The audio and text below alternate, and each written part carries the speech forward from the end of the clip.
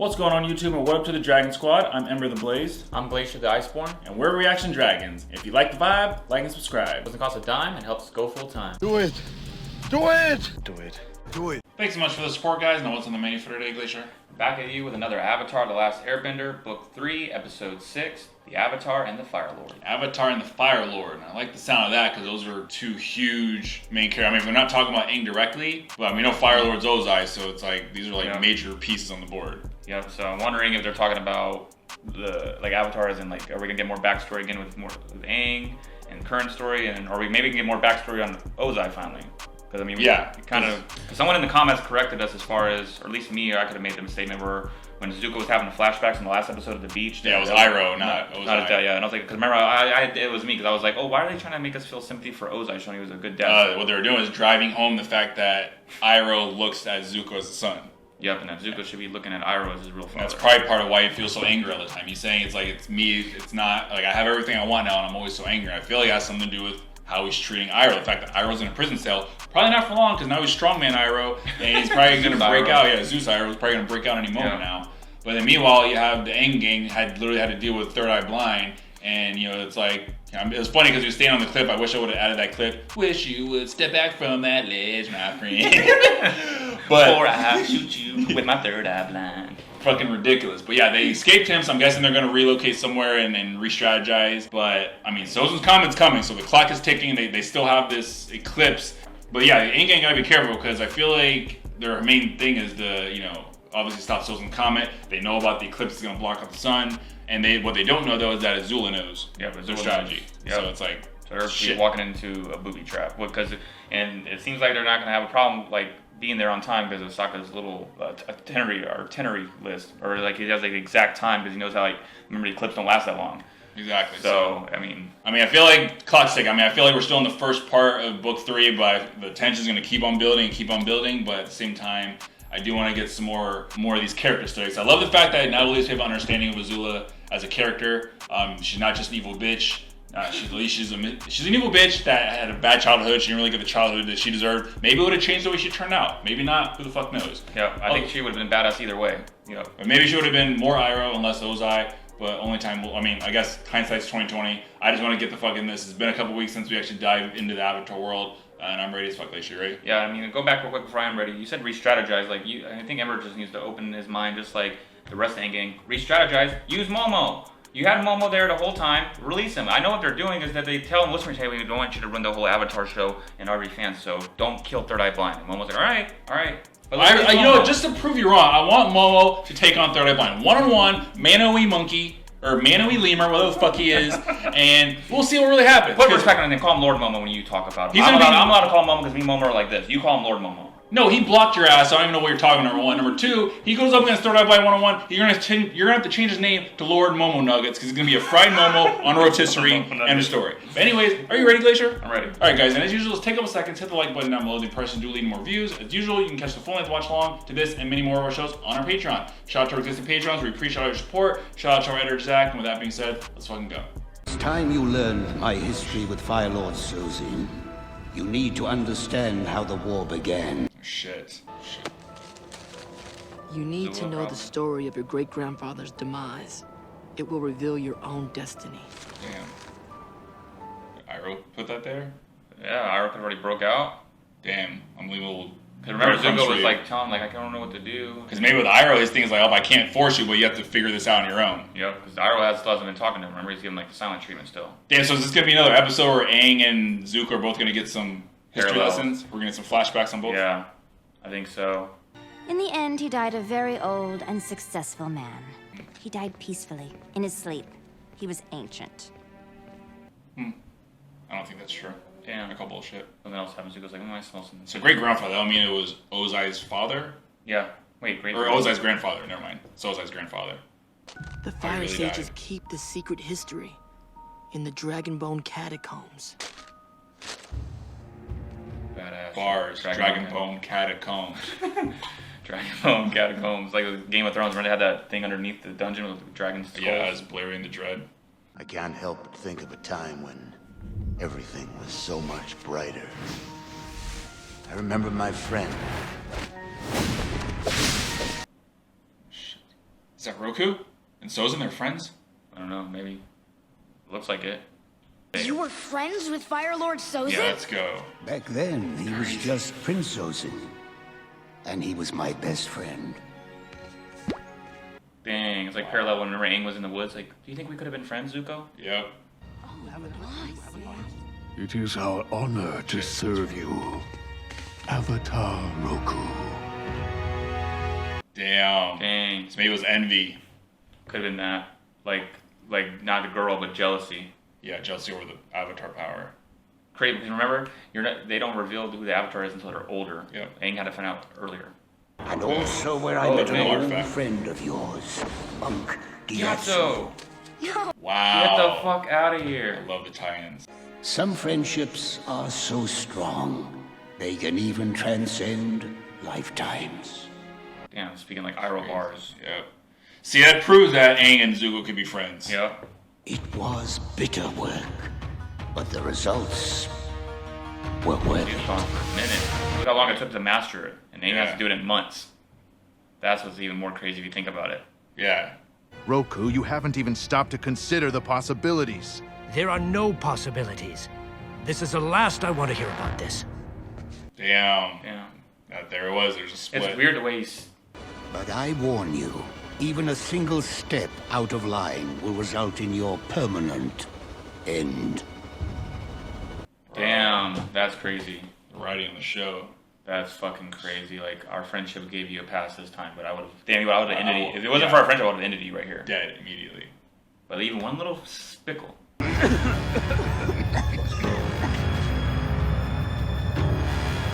Volcano exploded. So I'm wondering, is it that or is it... Or did Sozin do that? Yeah, that's what I'm wondering. Roku's island was 100 miles away, but I could still feel it rumbling. I had never seen anything like this catastrophe. Damn, so Fuck, okay, like, so it was just the... So pretty much, if we were to assume that if Roku dies here, maybe that's how Sozin starts his war. He needs him out of the way. Yeah, he didn't have the opposition. I bet his wife probably dies though. Fuck. Hopefully not. Like a barrier. Yeah, with like that portal. Fuck, this is like literally what happened to someone's city. My success didn't last, Aang. There was no way I could do it all.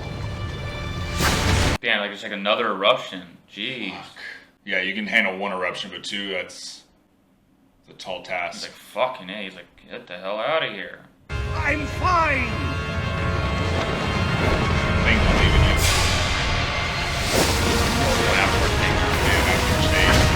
Boom. Insane. I love this fucking show. Jesus. Oh no, another one. Second eruption, second volcano? He's like, oh my What can you do? Look at him. He already looks down like, oh fuck. Sozin? Sozin came, oh shit. There's not a moment He's to got a waste. dragon. Or is that his dragon? I think you just hopped on Fang. Well, I guess they're best friends. Yeah. Damn, pushed it. So, No, he's helping him. then what really happened? Like,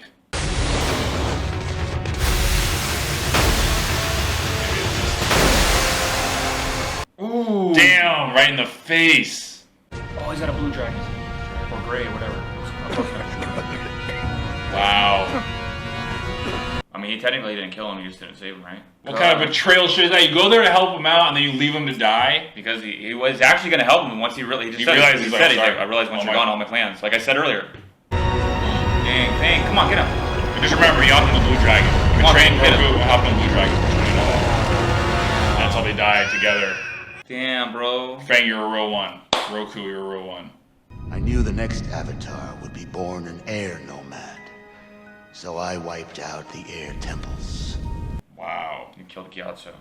Sozin was your father's grandfather. Your mother's grandfather was Avatar Roku. Oh shit. Born in you, along with all the strife, is the power to restore balance to the world. Damn. This is your fork in the road, Zuko. That's fucking crazy. Jesus. Do you really think friendships can last more than one lifetime? don't see why not. Oh. Holy shit. The Avatar and the Firelord Glacier, what'd you think? I've missed Avatar. It's like Ember said, it's been a while since we watched it. I'm so glad we came back. This has got to be one of my favorite episodes of all time. Like, it might be my favorite episode. Just the way, like, now I'm thinking about the ramifications and, like, the history. Yeah, like, just that, like, I mean, it depends what do you want to call favorite? Like, is it a favorite action? No. I mean, the season finale, book 2 was my favorite action, but I'm talking about overall, just the way they built up the characters, because I thought we were getting maybe another story with our Avatar in Lord Ozai. I mean, I still kind of want to see Ozai's upbringing, but I thought this was way better. I'm so glad we got the It was literally like story of something out of Star Wars or something out of Game of Thrones. Like, you have these best friends that just they come to a certain fork in the road, they have different ideologies, and that's what splits them apart. When push comes to shove, they come together, but then it turned into like a Lion King moment. Because it's like, Sozin goes to save Roku when the volcano's exploding, or technically both volcanoes are exploding, goes to save him and then realizes, oh shit, he could die right here, and if he dies, there's nothing stopping me from achieving my goal of pretty much world domination. So, and it's pretty much like, think about it, like, Sozin had the blue dragon, Roku had the red dragon, so it's kind of like that same tug of war in Sozin's mind between good and evil. Like, I came here with my knee-jerk reaction, I gotta save my best friend, but now I see this golden opportunity open up for me, so do I take it? And then he's like, oh, sorry, I took it.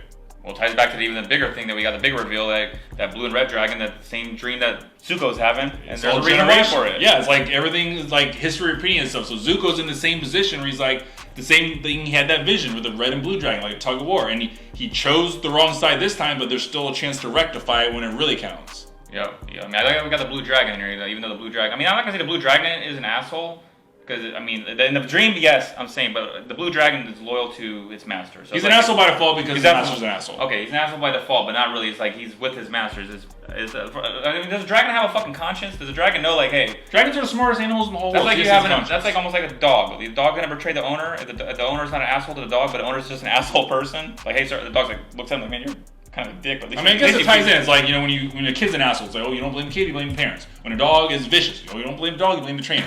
When the dragon's an asshole, yeah, you gotta blame the master. But at the end of the day, sorry.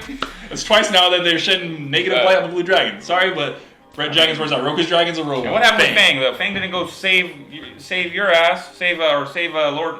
Fuck, hold on. Gosh damn it. Fang didn't go save Roku, he just went over there and curled up with him. He tried to save him and he realized, like, oh, Roku's not going to make it. We're fucked, so I'm ride or die with my homie. So that's what it is. That was sad, though. It was powerful in the dragon. The whole story was tragic because they were, like, best friends. And like, but you could see, it literally reminded me of, like, Darth Vader talking about, like, oh, our empire, we can make, like, when he's talking to Padme, like, oh, we can just, like, expand and be the strongest force in the galaxy and no one ever hurt us and we can expand these resources and da-da-da. But at the end of the day, Roku sees the writing on the wall, like, okay, what if you run into one of the nations and they don't want to essentially become a fire nation? They're gonna resist. Then what are you gonna destroy them? Water Nation can do it, not because they don't like you. It's like, bro, we don't need fire. We don't fuck with fire. Like, we're fine just the way we are. Earth Nation, we can break bread. We can be homies, but no. And then you already know Sozin probably was on that path, like, oh, if someone resists, they're gonna put disrespect on my title. Like, wait a minute, I'm Firelord. You're gonna do what I say. I wasn't asking for us to give you our resources. I'm telling you. So it's either join us or else. And Roku already saw the writing on the wall. He's like, no, we're not doing that. We're not even having this conversation. Each nation has to be separate. We can be all interconnected and learn from each other, but we have to be separate. Yep. And that's like the beginning of the end. I just want to kind of know what influenced that, because between that time period where Roku was doing his Avatar training, which was badass, by the way, which also shows the craziness, how long, because you can see how long it took him.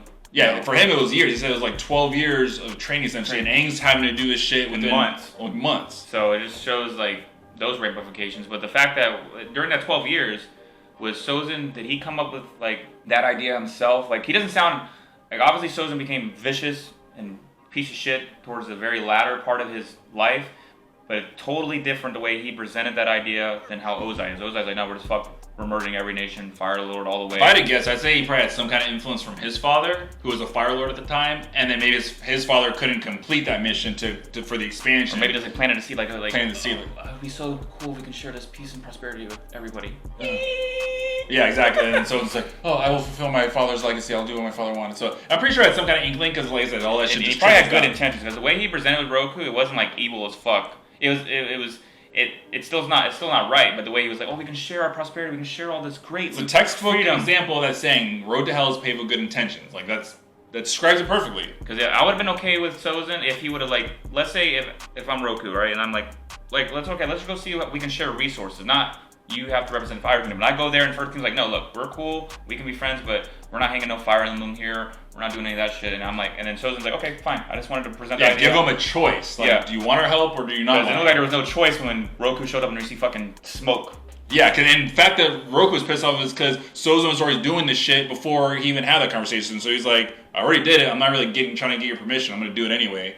Yeah, we were starting the process, but fuck. And that means he probably caught bodies, like, because I'm sure, like, Earth Kingdom probably resisted, so he probably, definitely caught bodies, especially after Roku, so he didn't care about murdering people, because when Roku died, he's the one that killed Gyatso, and that was crazy that fucking Roku and Gyatso were friends. Yeah, that's crazy as fuck how this whole story tied directly back into how we even started the show to begin with, because Aang ran away from, and it's crazy too, like, because it showed Roku dying in the volcano, and then at the same time, Aang was born because of the cycle of the avatars. So that shit's crazy as fuck. And the fact that, like, Sozin is like, I knew that the next avatar was going to be an air nomad, so I wouldn't destroy the air temple.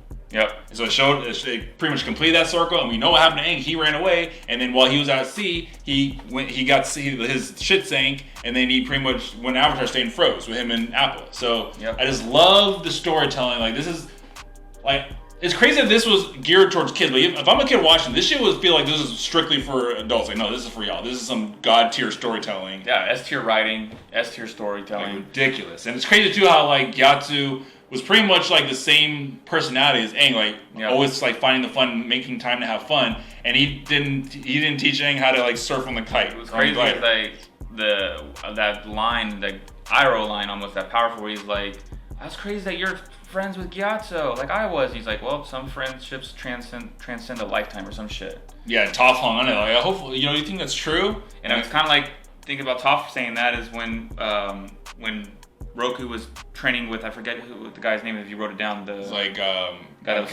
Sud, I think. Is you're talking about the Earthbending Master? Yeah, Earthbending Master goes, he would end up being my lifelong friend. So that's kind of like parallel to being a lifelong friend. Katara, Sokka, all of them are like Katara's parallel to his love interest. Yeah. He goes, I was persistent, and it helped when I was the Avatar too. The ladies wanted that. And the fact that Roku was really good friends with Gyatso, it's like, shit, that proves that Aang and Zuko could have been best friends. Right. But it's like, in a perfect world, if they ended up being best friends, would it have led down the same road as Sozin and Roku, where, like, Zuko has different ideology than Aang, and that's what ends up splitting them apart. I feel like is that something that's, like, destined to happen? Like, it made me think of that one episode with, I think it's the Blue Mask. I think that's the Blue Spirit? The Blue Spirit, sorry. The Blue Spirit, and where they're sitting in the woods, and Aang's like, do you think in a different time me and you could have been friends? Yeah, that's a question that stuck with me since that shit happened. Like, damn, and now you see this right here. Because Sozin was a good kid. Wasn't born evil. Just fucking somewhere a seed sprouted in his head. Or was this like I said, it was good intentions, but it ended up being an evil idea. He ended up just... Because the fact that he was so gun-ho about, like, I want this to happen no matter what. Like, he just ran with that idea, like, just too much. To where it's crazy how, like, Toph and them, like, went to Roku's island. They're like, yeah, like, and Toph can sense, I feel like there was a city underneath there and it's buried by ash, and then we see what happened. What's crazy, though, is that Azula doesn't have that inner battle, does she? Because she's technically same... I feel like she's picked a side. She's not internally battling, no, like, her destiny or whatever. She's already, like, made that choice, I feel. That's what I'm saying. Like, because she technically, both her great-grandfathers, too. If you think about it, it's just that she doesn't have that internal battle in her. She's just, like, full-on... old Sozin. I'm not going to say young Sozin, because young Sozin was a good guy. Old Sozin and old or piece of shit Ozai. It's really just unfortunate, but... Yeah, but it's crazy, too, because this is our first, like, full-on monologue with the new voice actor for Iroh. I mean, I feel like he killed it, because he had a very crucial conversation they had with Zuko, like, pretty much revealing, like, look, you have two grandfathers, you have the good and evil in you, so this is the point, you can still change things, you can still make the right path. Like, they both make up who you are, you just have to kind of create your own path and do what's right. Yep. Thing is, with it feels like he's got, like, a second chance pretty much with Iroh, because this, like, the first one was when kind of Azula planted the seed and Iroh, like, you have a choice, and obviously we saw how that turned out. So I feel like this is his second calling. So is he gonna make the choice now? Because it's kind of hard for him. I think it's gonna take a while for it to marinate. Yeah, that's because right now it would be different if his dad was treating him like a piece of shit. But he's like, even the last episode on the beach, like, my dad's talking to me. He treats me with respect. Everyone treats me with respect. He's got his girlfriend, May, which May's on the Fire Nation side. May's not. I don't think about the whole Avatar shit. I think May's a cool character. I just don't know. She's gonna be wherever the Ozai Angels go. I mean, I feel like it's gonna come down to he's gonna have to catch his dad either making some fucked up decision that's gonna cost lives of people he cares about, and that's what's really gonna be like, okay, there are good and evil sides of the Fire Nation. Or is he gonna end up trying to go after like send a Raven or whatever to call off Third Eye Blind? Like, hey, I changed my mind. Don't kill the Avatar. Turns out we were lifelong homies. He'll probably send a Raven or something, and that's it. I feel like at this point he's still pretty much in it now because the way he was going off on Ira, like I already knew, like I was trying to find out what really happened to Sozin, and I read this whole story, and it's some shit I already knew. Yeah, I knew he died in his sleep. So it's like I feel like he's still gonna like be resisting a little bit, but it's gonna take some shit. He's gonna have to see firsthand that there is a good and evil side to the Fire Nation. You have to pick a side. You have to pick the right side, and that lies with helping out or aligning yourself with Aang at the end of the day. But again, I feel like this is almost like a masterpiece of an episode. God tier storytelling. The action scenes when they did happen, especially when Roku was fighting out the volcano, like it just hit different because of everything that was at stake, everything we know now, and like the parallels of what's going on with Aang and Zuko. But yeah, great storytelling. I can't say enough. Final thoughts, Glacier? Final thoughts, yeah, I love it. I love the action scene too, where Roku wasn't even fighting anything. He was just showing off how he was doing all 4 elements. Yeah, they're all shot from like 4 different directions. Yeah, crazy. That was sick. Obviously, the episode had both the Red Dragon and Blue Dragon in it, which is a callback to our channel. So, missed the show, love this show. Like I said, it's one of my top favorite shows of all time, Dragon Certified. Yeah, and I mean, I get it now. You guys are saying book 3 is off the charts. And I mean, I believed you, but now it's like, I believe you. And I love the show, Dragon Certified, fucking hit it. There you have it, guys. Another one in the books. Real questions. What did you guys think in there in Drat Squad land? Again, any Easter eggs or any lore that we're missing out on? What were you guys' first reaction when you first saw this episode? And I mean, overall, I mean, I said this episode is Dragon Certified from the get-go. There's so many dragon references between like the dragon statues, the dragon, obviously the red and blue dragon in there. But I mean, anything else you guys want to say, leave it down below. Leave a comment down below, like, subscribe, and join the Dragon Squad. Check out other videos in the link descriptions down below. And thanks so much for checking us out. Until next time, we'll see you next time.